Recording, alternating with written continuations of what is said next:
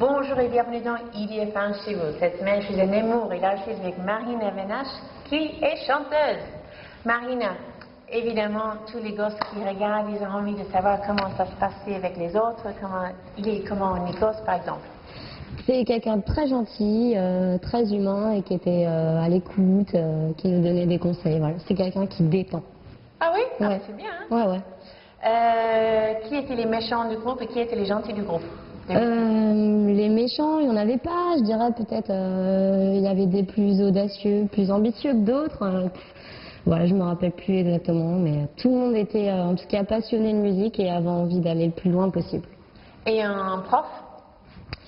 En prof, moi j'ai beaucoup aimé Philippe Lelièvre parce qu'il nous donnait des cours de théâtre, d'improvisation, des exercices dont je me sers encore aujourd'hui sur scène. Donc voilà, j'ai beaucoup aimé ce qu'il nous a enseigné. Après, j'ai eu plus de problèmes peut-être avec Richard Cross au niveau de la technique vocale que j'ai du mal à appliquer en général. Je suis plutôt spontanée, donc je réfléchis pas trop à la technique, ce qui est un défaut. D'ailleurs. Quand tu as des millions de personnes qui crient ton nom, ouais, on veut qu'elle gagne et tout ça, même si aujourd'hui on sait que c'est une émission pour les gosses, c'est très populaire, comment on fait aujourd'hui, des années après, quand il n'y a plus ça? C'est ça qui te pousse à continuer ou rien à voir?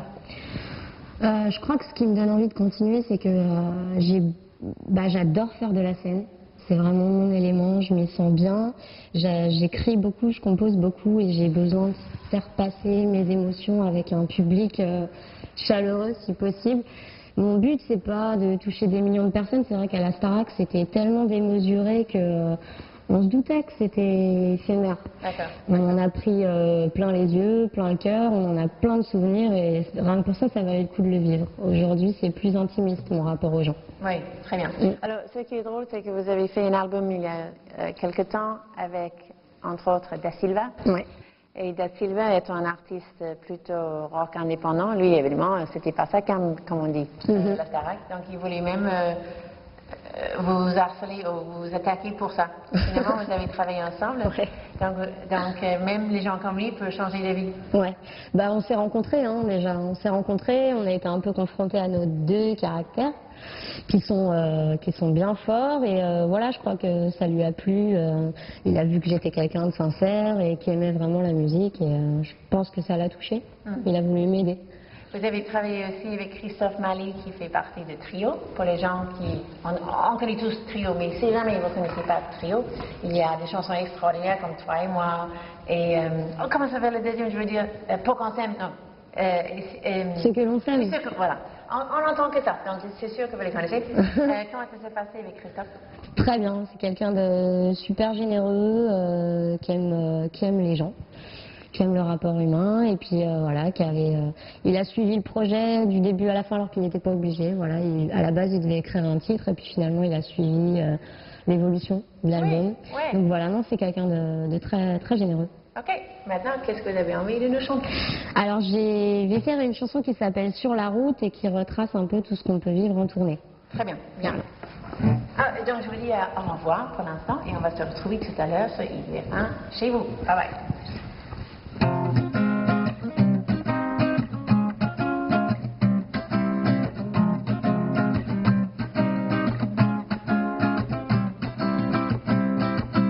J'ai pris le mauvais train de bon matin, j'ai regardé les paysages, j'ai gardé quelques images.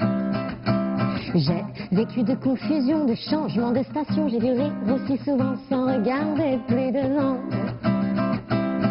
Et sur la scène de Paname, j'ai esquivé mes états d'âme, je me suis roulé dans la neige, j'ai pris du miel au petit-déj.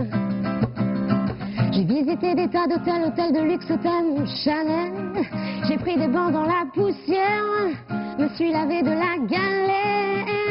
Et comme c'est bon quand on est sur la route, comme ça. Et comme c'est bon quand on est sur la route, comme ça, comme ça.